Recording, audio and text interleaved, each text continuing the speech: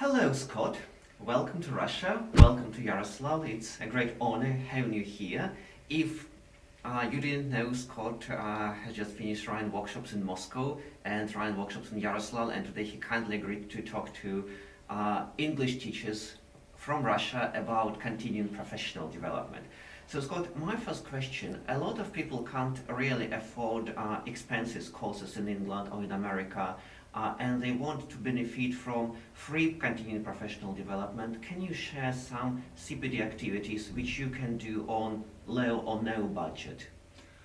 Well, I mean, of course, it depends on your teaching context. If you're teaching on your own without the benefit of colleagues, then you're disadvantaged in some ways. And I think back on my own experience when I first started teaching, and I think I got all my continuous professional development was through talking to my colleagues in the staff room, preparing lessons together, sharing materials and that kind of thing.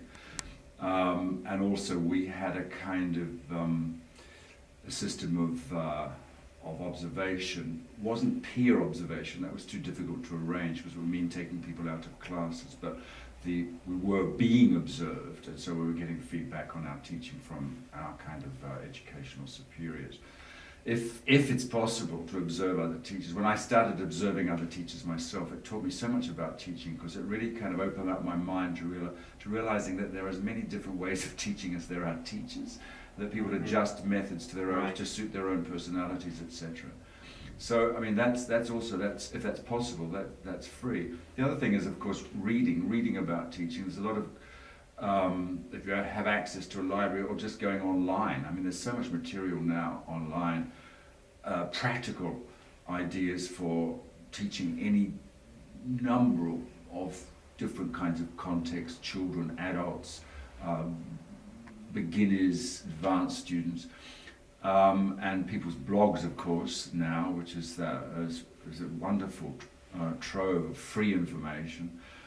And then I think the other thing I would recommend, if you're slightly more disciplined, is keeping some kind of teaching journal or log, keeping a record, not just of what you did, but your own evaluation of how you felt the lesson went. You don't have to do this for every lesson. So what might you include in the log? Well, I think you'd include for future reference, if you were happy with the lesson, include a brief description of what you did, because it's always useful. You forget lessons and you go back and think, oh, that was that fantastic lesson, let's have a look at it again. But also some kind of evaluation of its effectiveness.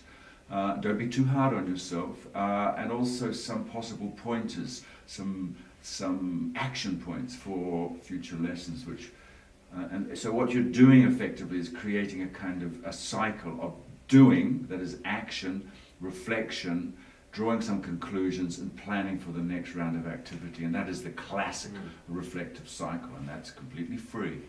Coming back to observation, do you think, Scott, that teachers should be given some plans when they're going to be observed by the academic directors, or do you think they should come up with initiative and they should ask the academic directors or their colleagues, the colleagues they trust, to observe them?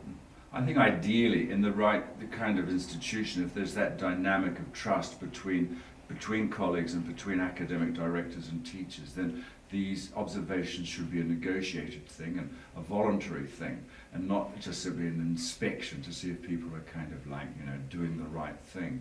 I think observation can always be, particularly initially, slightly threatening, and I think academic directors need to take that on board. And even if they come in only for 5 or 10 minutes initially, just to get everybody used to the process. Some of my colleagues who run their own schools, they think that they shouldn't tell teachers in advance that they're going to be observed, and they can just come into a class any minute and start observation. What's your idea of that? I think that's a little unfair. It has happened to me. I remember when I first started teaching, the director of the organization, I knew he was in the school I was in, but I didn't think he would come into my classroom because my classroom was behind another classroom. So to get to it, he would have to go through another classroom. So I thought, I'm safe. And then suddenly there was this knock on the door, and he came in. This was the director of the whole organization. And I was petrified. But so I think it's a little bit unfair. I think a little bit of warning is civil. And again, the notion of it being negotiated. And where I think it's important that the teacher be consulted as to what the teacher wants the observer to look at. And if the teacher says, look, I'm having a little bit of trouble, I'm conscious that my explanations are not very clear, could you focus on that? Or I'm worried that I might be over-correcting the students, could you focus on that in your feedback? So are you saying that observation focus should come from the teacher? Ideally. That's interesting. And my next question is, we know that feedback after observation is always personal, because you tried hard, you did everything you could, but anyway you have some space for improvement. That's why it's personal. Can you give any tips for people who are given feedback, how to make it nicer, softer, less personal? I think focusing first of all on what actually happened. So just recreating the lesson step by step as what happened, the facts of the lesson without any opinions or evaluation. So first you did this, first you did that, and then what did you do? Ah yes, that's right, and then that happened, and then that student did this, and that student did that. So we're agreed on the facts of the matter. And then I think maybe eliciting from the teacher, well, were you happy with all those stages? Is there anything you would like to change, or anything you were wondering about or puzzled about?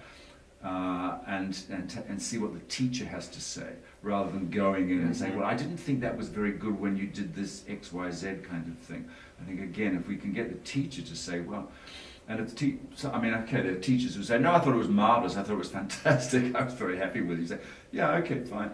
Do you think this, then maybe draw attention to what the students were doing, or how much the students were participating. And I think teachers sometimes forget, particularly in a large class, they have kind of blind spots, for example, and they don't actually realize that group of students over there didn't say very much, or that all the questions were addressed to that bright student in the front row. And so observational data like that, and say, well, I did notice that actually I kept a record, this is the observer, says, you didn't actually ask any questions to Sergei, for example, at the back there, so maybe next time, etc. So working from facts rather than from just opinions or emotions is very important. Thank you. Coming back to the topic of continuing professional development, still for the majority of teachers, conferences and taking part in courses, it's an important part, a vital part of continuing professional development. Can you share any tips and recommendations as a very successful conference participant and speaker? How can we English teachers benefit more from attending conferences? Well, it depends what kind of conference, of course. The local conferences are probably a good starting point, and they will probably address your immediate local needs. I think it's always good policy to report back to your colleagues if you've been lucky enough to go to a conference. And I think not just because of sharing the ideas, but because reporting in itself is a useful exercise as you try to condense down what may have been a 1 hour long presentation into 5 or 10 minutes.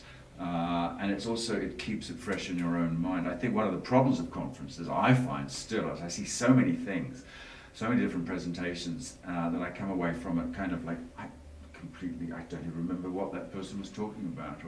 So keeping notes and reporting back to your colleagues, I think, is a good way of keeping the conference ticking over. Thank you. And my last question. There are a lot of teachers I personally know, and they have great teaching experience, but they are somehow afraid to start creating their own materials. They're afraid to start sharing their ideas, especially at international conferences, because they're not sure that their ideas are good enough, that they're worth sharing. And on the other hand, they're confused about the context, and they think that ideas which may work in my context may not be good for international conferences. Could you somehow encourage those kind of teachers to start actually sharing their ideas because they're unique? It's not easy. It took me a very long time before I felt ready, and even then I didn't feel ready. I was kind of pushed into giving a talk in a kind of public forum, and I was absolutely terrified. I think one of the things that you didn't mention, but I think one of the causes of fear too, is the idea that it's meant to be very theoretical and academic. Well, this is far from the truth, and people really appreciate talks which are very practical and very grounded in classroom reality, even if it's a different classroom reality. There's always be something that there will be a common ground. So I think it's very important to feel confident about what you do. If it's some techniques that you want to talk about that you found work, maybe you've got a technique for doing reading activities with young learners. Fantastic. Just describe the technique. You don't have to go in with a whole lot of theoretical baggage. Just describe the technique, how you do it, where you do it, why you do it, and then throw it open for questions and answers. And people who go along to conferences are really very benign. They do not bite. In my experience, the discussions in conferences are the best part, really, the question and answer. And so, you know, it's not as difficult as you might think, as long as you're confident that your idea is a worthwhile one, and that you can describe it in terms that people will understand. Scott, thank you very much one more time for visiting us in Moscow and in Yaroslavl, giving workshops for the Dmitry Nikitin School. And dear colleague, thank you very much for watching. Scott, thank you. Thank you, Dmitry. Yeah. Thank you. Goodbye.